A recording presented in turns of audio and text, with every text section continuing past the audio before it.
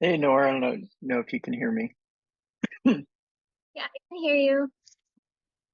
How are you? Cool. I'm good. Uh, yeah, I'm good. I'm in my head a lot. I'm creating a bunch of stuff, so I'm stuck in my head. How are you doing? I'm doing okay. I'm Good. not stuck in my head. I'm stuck in real life, but in a good way. Yeah, good. Well, I'm glad it's in a good way. Well, I Yeah. guess I'm stuck in real life too. I'm just creating. I've got got a big, two big proposals to put together. So, working on that. Oh, good luck. Yeah. Hey, good morning, Seth.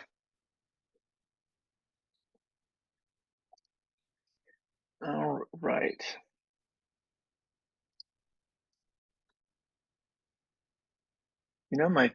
My post today was kind of a turd. I mean, I guess it still has time, but I was really excited. I thought it was really good content today.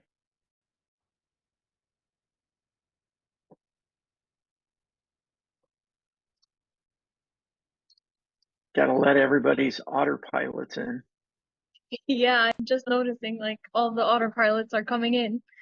Yeah, it's like most of the audiences are autopilots.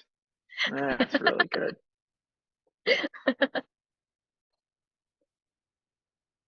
We got Seth and Dave and a bunch of autopilots. That's funny. Hey, Dave. A bunch of otter pilots. Yeah, these days That's that's what you funny. see. Are you in your remote workspace, Brandon? I'm out on my patio. Yeah, we Yeah. finally have Okay. a somewhat warm. It's actually warmer outside than it is in my office in the basement. So I'll sit out here. Yeah, we've had some decent weather as well. Yeah, good, We got Well, up I'm good. in not the gonna talk seven. about decent weather because I'm wearing like short sleeves because it's hot. Yeah, I don't have to like you guys. I do. We'll give everybody another minute or two, but I'll be honest, I miss my Southern California weather, which is understandable, but I even liked the, I liked Phoenix weather. Dave or Seth, I don't know if you guys have spent much time there, but Mm-mm, mm-mm, I mm-mm. loved Phoenix. Probably similar, Nor Ream's coming in right now. Um, 110 Fahrenheit nor in the summer, but it was so dry. I loved it. But Yeah, well, Nora, Cairo where are is you? dry, but you know what?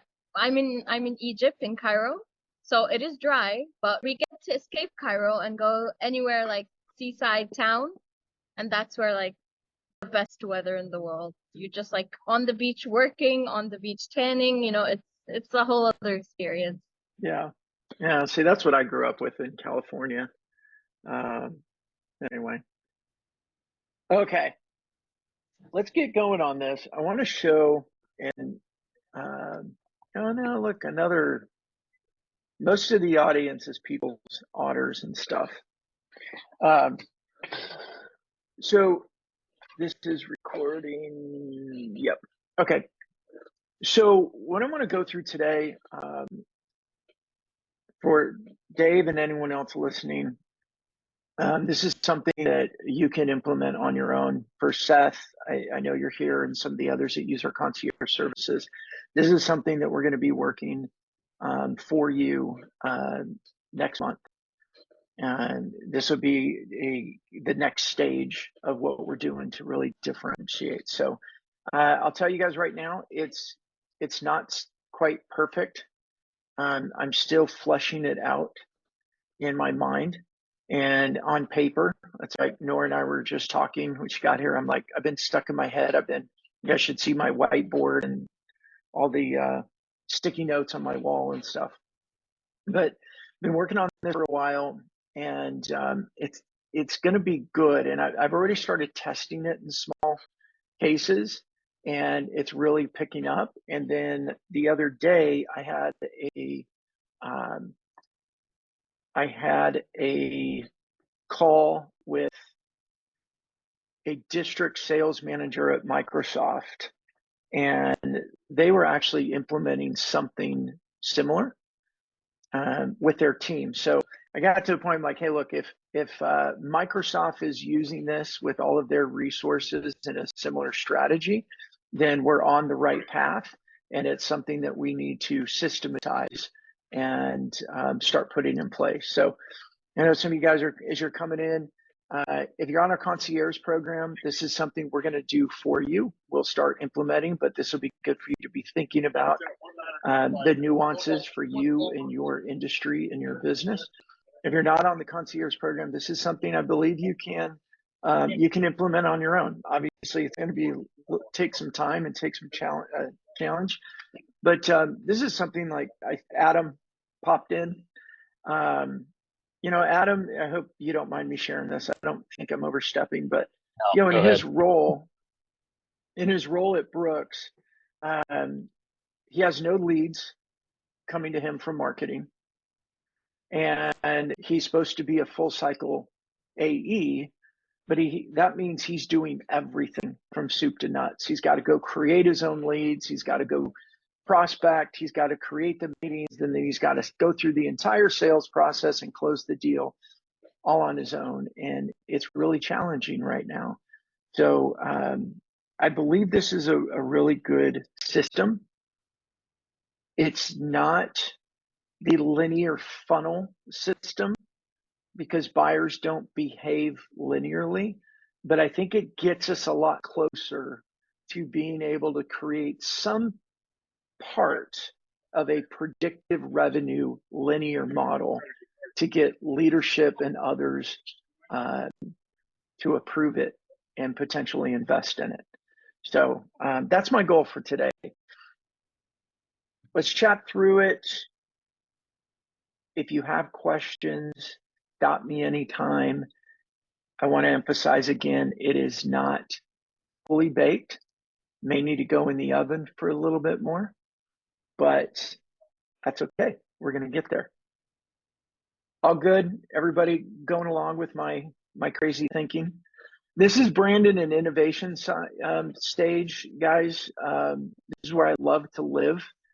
And I've been really excited over the last several weeks of putting this together, especially because I have two very big customers that we're working on this with. And both of them, as I've been, one of them we've had over 4 hours of meetings with their CEO and CMO. And the other one, it's even been, I think, more than that. But as I'm fleshing this out and I'm seeing their excitement, the one I never even offered a proposal. They just said, Brandon, we need a proposal on this. We need you guys implementing this for us for the next year. So I think we're on the right track, and love to hear what you guys think. And hopefully I can empower and help you guys put this in place for yourselves. So what I'm seeing is we've got to go deeper. And I don't know if these words are the right words, but we've got to go deeper to stand out, and we need to really be focusing on our influence. And the key phrase that I keep coming back to is we have to attract and retain their attention, right? We have to attract and retain their attention, because if we're in capture demand mode, we're making calls, we're sending emails, we're trying to find that 1 to 3% of our TAM, our total addressable market, who is currently in a buying mindset. They're in market. And the data is pretty consistent. 1 to 3% of any TAM is currently in market at any given time. So if we're doing all the cold outreach, we are fighting a red ocean of trying to find that 1 to 3% who are currently in market, get there at the right time. But we have a lot of competitors who are trying to do the same thing. And there's a lot of tech out there for that. There's email automation and phone call automations and all these people making calls to them. And there's even buyer intent technology out there that might monitor their Google search and send in the company like they're in market, they're searching, And if multiple companies have that type of buyer intent technology in place, then they're just getting, I mean, it's like sharks to blood. And buyers are still sick and tired of that behavior. And they just don't want to respond. So I know you guys have all seen this, but I don't want to assume that everybody's got it. We need to always remember when we're creating our sales strategies, we're creating our content, our techniques, we have to remember how buyers buy. Understandably, they're the center of their universe, and we're out here on the side hoping to meet them. What we all do, what our buyers do, and check me on this. If you do it differently, speak up. But for the most part, I believe this is what we all do in buying mode. And this is what our buyers do in their own buyer and research mode. We can select who we want to get information from these days. And we can select who we don't want to get information from. So we call them a bunch of different things. They could be colleagues or friends or influencers or trusted advisor. It really doesn't matter what the terms we use. But we subscribe to some. We never subscribe to others. And some we subscribe to and then we unsubscribe to. Some people we will follow and will be connections with. And some people we remove the connection because they're a pain in the ass and they're bugging us. And then the way that we get educated is through content.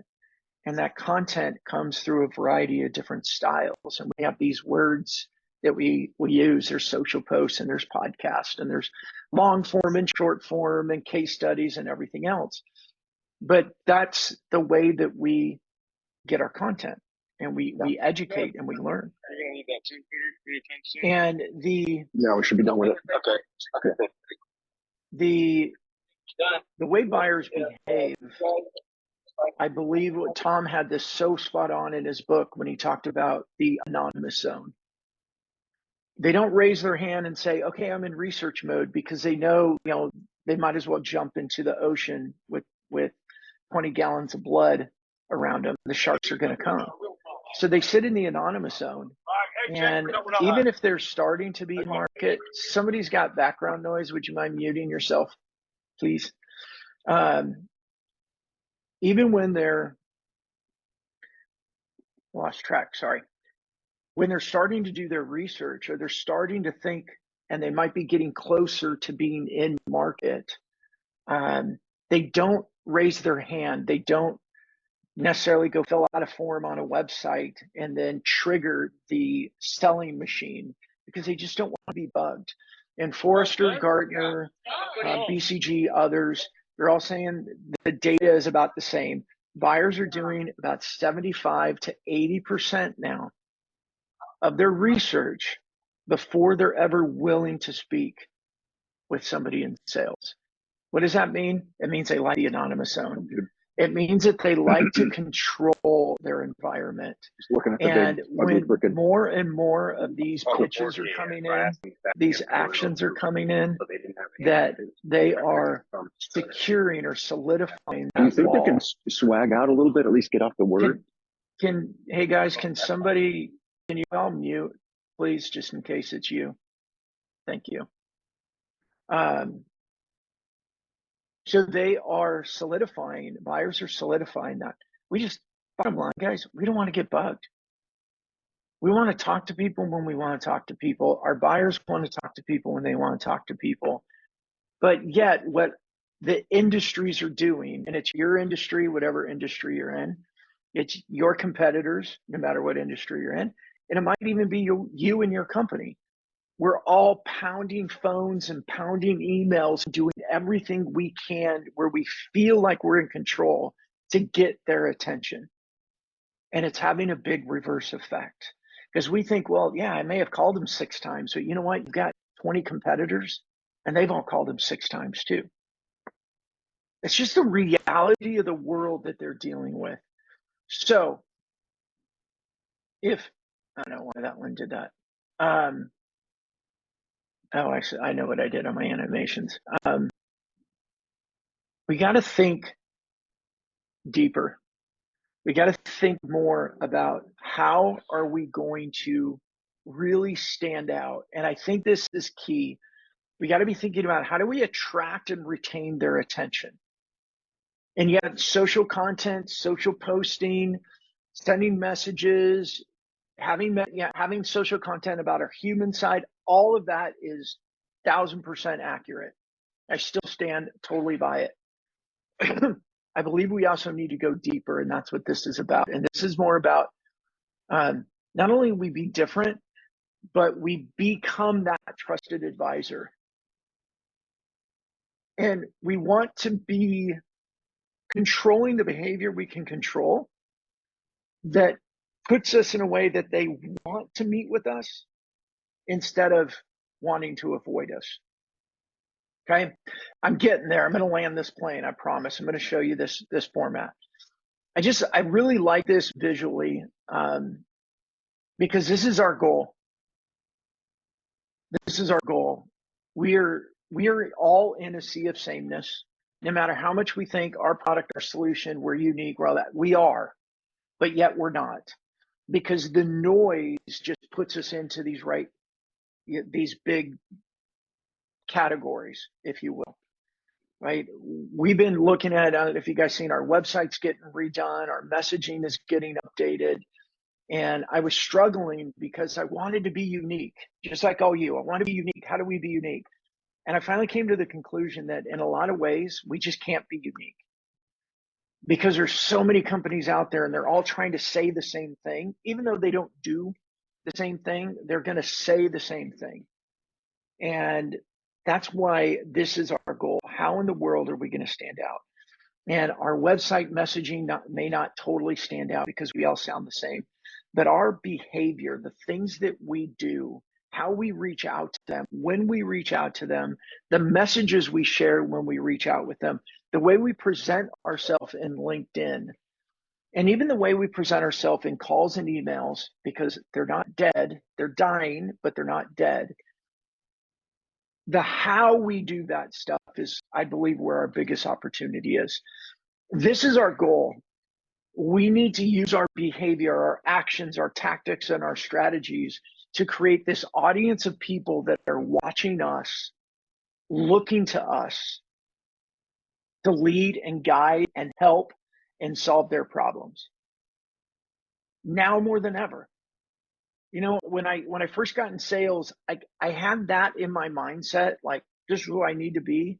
But I'll be honest, it was so much easier to sell that I never had to go that deep.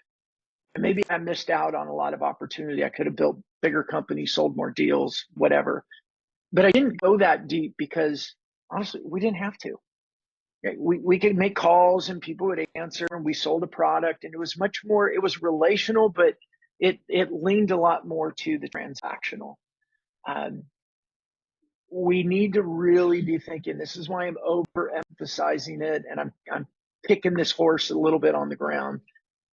That's the goal we have to be doing, is building our audience of people through our social content, our messaging, our commenting, our engagement, the type of stuff we're creating.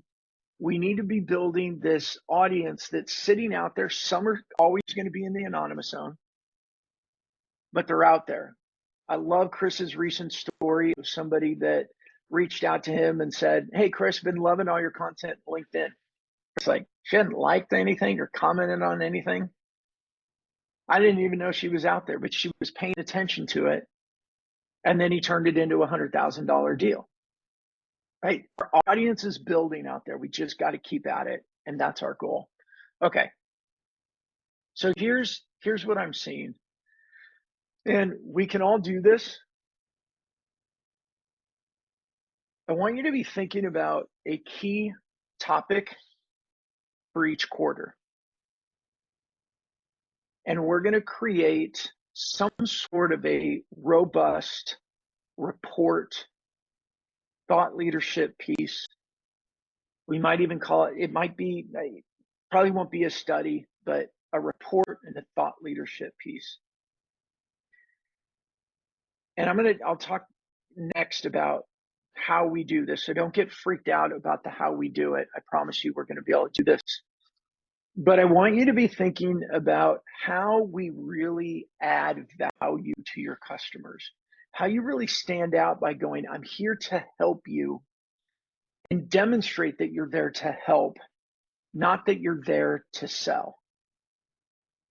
Right? We know that we're here to serve, we're here to sell. We want to help them solve their problems, meet their goals.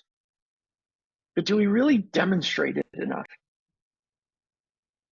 And I think this is something that I've seen larger companies do a lot, but they also have big budgets and lots of teams. And the cool thing is, I think with AI and some of the tech that's out there, we can do this even at a salesperson level. We can do this. I'm going to show you how we do this. Okay. I'm going to look and see. All the chats are from the assistant. You guys know you can always interrupt me, right? So I see 3 ways that we do this. And again, don't stress about how we're going to create this thing or exactly what we're going to create yet. We'll get into that. But for now, I want you to think about, we've got this report. It's robust, it's detailed, and it's designed to get your prospects to go, oh, wow, I need that. Oh, wow, I want that. That's all it is right now. And we'll figure out the details later. But then once we get it, we got 3 things that we're going to do. We have 3 paths. Number 1 is we are going to use it as part of our quarterly social post content. Maybe 2 or 3 posts a week are coming from this report. The cool thing is with the Fist Pump AIQ and your twin, once we feed the report in there, you can just go and say, I need a social post. I need a social post. And it's going to do it for you pretty quickly. Okay. But 2 or 3 times a week, I threw 3. Have fun with it. Figure it out. Continue to do your regular posts. Be a human.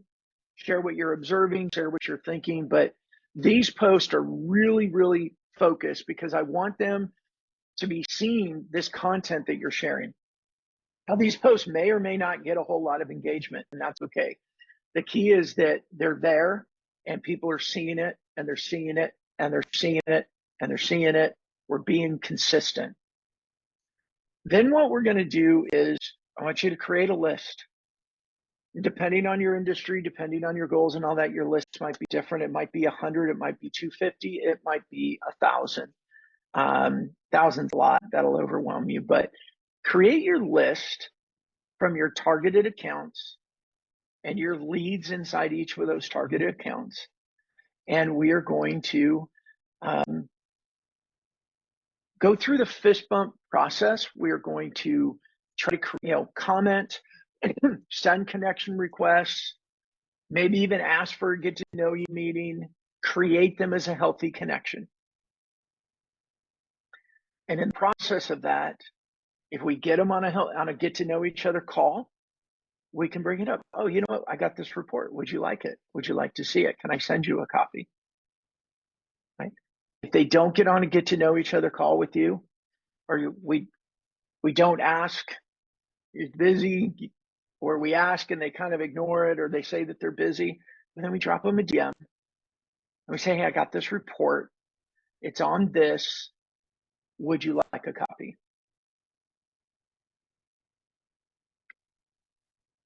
If you can, we could even take a process of using AI to personalize the report, especially if they're a publicly traded company. We can take our report and feed it into ChatGPT or our AIQ and say, can you rewrite this for the COO or whatever their title is for this company and customize it based on what you learn about the company's challenges, future risks, based on either their 10K or their 10Q report. They're public documents that they have to report every quarter. And let AI do the heavy work. So if we can do that, I think that that's extremely powerful. And then when we share that with them, we could actually say, hey, I updated this specifically for you based on your company's most recent 10Q report or 10K report. I mean, guys, I'm going to pause right there. And I know a lot of you aren't selling to publicly traded companies, and this might go a little too deep, but if we're communicating with our prospects in this way, I did this valuable report. Here's what it's about. Can I share it with you? And if you even go that, and you might even be able to do it with AI without them being a publicly traded company, but really design it specifically for them and share that report. We are very different. We're going back to that attracting and retaining their attention and creating an audience of people that keep coming back to us to be that trusted advisor or that source of information. Okay, third path. Not everybody is on LinkedIn, or they're not very active, and you're not able to get a connection request with them. Not a problem. I don't know what's going on with my animation. Not a problem. We can start to take snippets from the report, use our AI to create it into a short and direct email where we're sharing the insights from the report with a bit of a call to action at the end that says, would you like to get a copy of the full report? We can even recreate number 3 with phone. If you want to make phone calls, we can leave voicemails about it. I've done this report. Here's 2 bullet points of the findings, short, sweet, to the point. Just calling to see if you'd like to get a copy of it. Okay. How are we going to create these reports? Guys, you know your industry. Ask your customers, your team members, what's going on? What's happening? What's stressing you out? What are you worried about? What's coming up? What's going on? If your target accounts are in the public space, go their 10Ks, go their 10Qs. Let AI go do the heavy lifting. And then use your ChatGPT, or if you're using our fist bump AIQ, go use it and start telling it what you want. And let it do the hard part. Let it do the research part. Let it do the writing part. And then we go through, we edit it, we clean it up. We make sure it's the way that we want it to be. It represents us well. Now, those of you guys that are your sales producers, and you got bosses that may not be as pro about LinkedIn and what we're doing with LinkedIn and social selling and stuff. Like, I think, this is one of the challenges I was facing with some customers I was talking to, is they wanted more meat on the bones, is one of the CEOs told me. It's like, I got to connect these dots better. And he had the funnel image in his mind over the last 10 plus years of predicted revenue. And he did say, he's like, I need to know if I'm going to spend $10,000, I need to know how I'm going to make 50. And he's like, the funnel, who are we putting at the top, and how many are coming out, and what's our average? And it's like, the challenge with that model, I mean, you can build them. It doesn't mean your buyers are going to follow it. That's my problem, is it's a very linear model, and buyers don't behave linear at all. They act very chaotic these days because they can't. They don't need to follow your buying or your selling process. So this is the flow. Grab your list of accounts, discover who your prospects are. If you need to go buy a database, go buy a database. It doesn't mean we're going to email them necessarily. I don't like that model of go buy the database and cold email everybody and hope and pray that they start to respond. But we can grab that email list, grab their LinkedIn URLs, their profile URLs, and put them in Fistbump, and start seeing. You're always posting. I don't even want to bring that. We're always posting. Put them in Fistbump and start to see who's active. Who can you engage with? Who can you send connection requests to? Send out your max 100. Focus on, if you're looking at the list of accounts and maybe you got 2 buyers in an organization, don't stick with just the 2 buyers, surround them. Right? We'll focus on 10, 15 people, 20 people in the company. I always go back, Carson and I are preparing for a webinar that we're doing based on this model on March 21st, which I hope you all can make it, and I hope you all promote it for me. Because we were going through this, Carson kept saying, he's like, one of his biggest deals he did, he ended up connecting with over 500 people in an organization. Now, it was like a 2.5-year sales cycle, and it was a 9-figure deal for Microsoft. But we can use that same approach. It may not be 500 people because the organizations you're targeting aren't that big. Maybe they are, but maybe it's 20. We need to go and swarm that account, but maximize your 100 connection requests per week. I send a lot of connection requests without a note to junior people in organizations, just because the lens that I want is, by the time I'm starting to send it to their CEO, they look down and go, oh, wow, he's already connected to 14 people in my organization. We must know him, right? We can take advantage and get that lens. So get your 100 connection requests out per week, and then go through the whole process, right? Build a healthy connection, ask for the go-to, all that. But eventually we're going to ask if they want to report. And we can quantify this, right? When you get your list of accounts, you get your quantity of prospects, go through and I've got 600 people in here. What would this look like if you had 10% or a 5% of people that, as you put them through this process, they became a client, it became new revenue, and apply your company's average revenue to it, and you have yourself a model. It's not perfectly linear, but I think it speaks more to people that feel like, oh, social is just so cute and it's so long, it takes too long, and it's not active, it's passive. All those objections I hear with people. Oh yeah, social, yeah, it's good, it can be valuable, but it's so passive. No, it's not. It's only passive if you use it that way. If all you do is post content and expect POs to come flying out of the sky and in your pocket, yeah, that's passive and it doesn't work. It's not what we're talking about.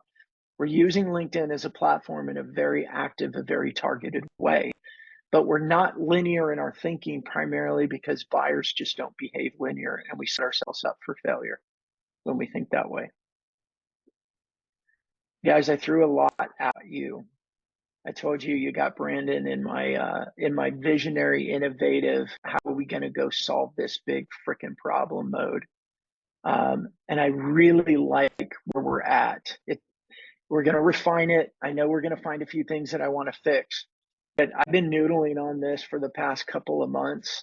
And Carson and I went and spent that day with Carson. We were working on his model, my model, how we're going to be able to put it in a way that we systematize it.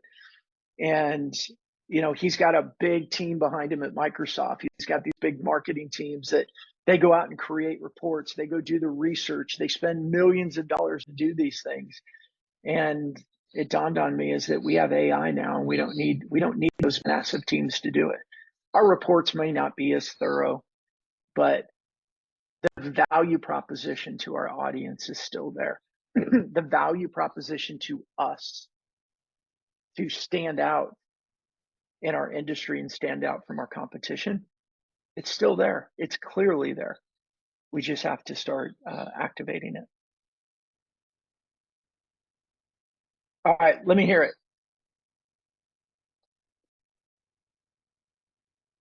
That's not good. Everyone's quiet. It will certainly stand out, and because I don't know of anyone doing anything like that. I mean, bring a report to them. That is that's definitely a differentiator and memorable. And create an experience. Yep. Top of An mind. experience. Yeah, I mean, this person brings me reports versus someone else not doing anything. Yeah, good stuff. Thanks. What Very else? good. Did it overwhelm? I can see the vision. It's a lot, but I can Cool. see the vision. Okay. I don't know if I like the quiet. I don't know if I like the silence. I don't know what to do with it. Well, you just pulled the fire hose out of my mouth, so I'm still trying to catch my I know. breath. Well, and that was kind of the intent. It was kind of the intent to throw it out there and let you guys just start noodling on it, and we Yeah, can it's chat good. through it. Yeah, we got a couple of reports actually canned that I could probably use from the Brush group. Just thinking about how to reposition them, and that's good. And you could That's also good. It's good. upload them into AI and ask them to expand Yeah. upon it or focus it on this or focus it on that. This stuff. Now, Look, we've got. Sorry, go ahead. no, when you say that, is that stuff in the twin section of Fist Bump? Is that where I'd upload that, or are you saying outside of Fist Bump? Yeah, so it will be. I just saw. Hey, Seth, I see your post. Let me go. Yeah, so yes, and Adam, it's in the AIQ side. Yep. But I've got to let Daniel. Like I move too quick for Daniel sometimes. So Daniel's working on some things around the social post features to make. He's got some really good stuff in there. Nora and Reem have been really directing Daniel with what they need and what they want, and Daniel's building it for him. So he's working on that. But the next step would be looking at our AIQ and building in prompts. Like Tom and I are figuring out the different prompts and to do this, and we're going to build it into AIQ so they're buttons. You don't have to think about prompts. You don't have to think about chatting. Where you just go press a button and let the AI go do some outcome. Once we already build AIQ for your company, all that information's there. Then all we have to do is start directing the AI with what we want. And our AIQ features, as you guys know, it's all built on OpenAI. So you can go to ChatGPT and do this. The difference is you got to go there and figure out the prompts and how you want to tell it to do what it's going to do. I want to just build those in there for you to be able to create these types of reports faster. Hey, I want to take this report and refine it for this company. Can you show me what you can find that would personalize a report for them? Go. Let it run. It'll provide it for you. That's where AIQ is going for you. I brought this out sooner for you guys because I want to make sure that I'm on track. Like this is making sense and this is going to add value to you guys before Daniel and his team go in and start coding. Got it. Seems definitely of value to me. Cool. I think it's Seth left. So Chris Butch, I gotta weed through all the autopilots and fireflies and note takers that are on my screen.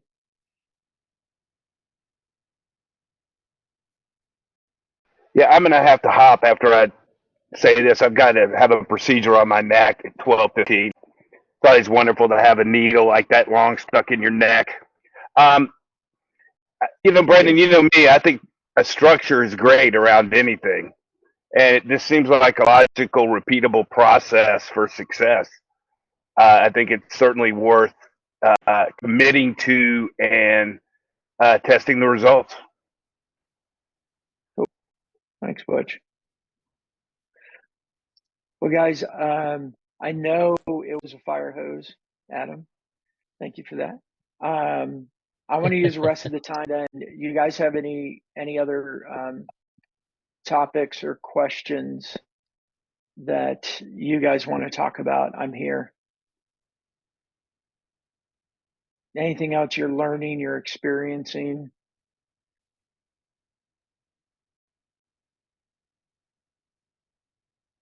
I'll share with you guys this. I noticed I kept track that it took me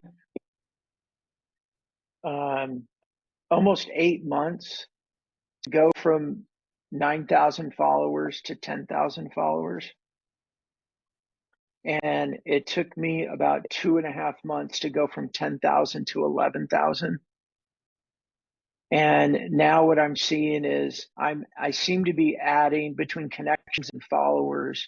I'll know more on Saturday, but it seems like I'm adding about, it might even get closer to 100, but it looks like I'm at about 80, 85 a week. Again, I know they're vanity metrics, but there's credibility that comes with that as we're talking about building this audience. And so just the encouragement that I see, it seems like you're like, oh, I'm at 2,200 and finally I'm at 2,300, but it starts to pick up, and that daily publishing and the commenting really helps. And for me, it took me, I don't know, 15 years, I think, to get to like 7 or 8,000. And then I started being more proactive with using LinkedIn the right way.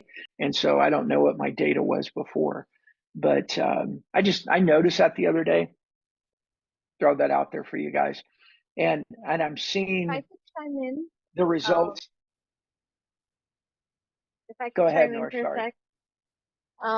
We've been seeing this with our clients as well, me and Reem, because we're like on the front line. So being consistent really helps with your engagement, with your interactions. Like we've seen clients jump from 300, profile views and impressions to like 2,000 in 30 days. And again, they might seem low numbers, but they are good numbers. Like this is exactly why we're here and why we're doing this. And seeing the numbers and sharing them with our clients and seeing their excitement, like it's worth it. And it was consistency. Like consistency is key. We have schedules. We are consistent with our schedules, and we are consistent with our interactions. So it's all about consistency and just not being afraid to like put yourself out there. Because like Brandon always says, what's worse what's gonna happen?